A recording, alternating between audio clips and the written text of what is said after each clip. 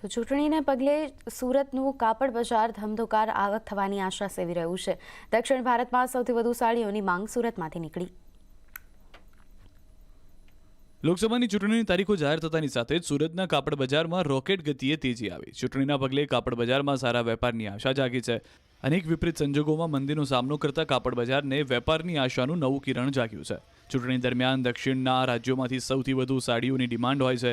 સુરતમાં 78,000 કાપડના વેપારીઓ છે, જેની સામે 6,000 ચૂંટણીલક્ષી મટીરિયલ બનાવતા વેપારીઓનો સમાવેશ થાય છે। અત્યાર સુધીમાં 10 લાખ ટોપી અને ખેસના ઓર્ડર મળ્યા છે। ₹100થી લઈ ₹120 સુધીની કિંમતની સાડીની વધુ માંગ હોય છે। અંદાજિત 5 કરોડના વેપારની આશા છે। છેલ્લા ઘણા સમયથી કાપડ બજારમાં મંદીના માહોલનો સામનો કરી રહેલા વેપારીઓ ગેલમાં આવી ગયા। પહેલા અલગ અલગ રાજ્યોમાંથી ચૂંટણીના સમયે સામાન્ય કિંમતની સાડીઓની ભારે ડિમાન્ડ રહેતી હતી, પરંતુ આ વખતે લોકસભાની ચૂંટણીની તારીખ જાહેર થતાં દક્ષિણ ભારતના રાજ્યોમાંથી પણ ભાજપની ટોપી ખેસને સાડીઓની મોટી ડિમાન્ડ થઈ રહી છે।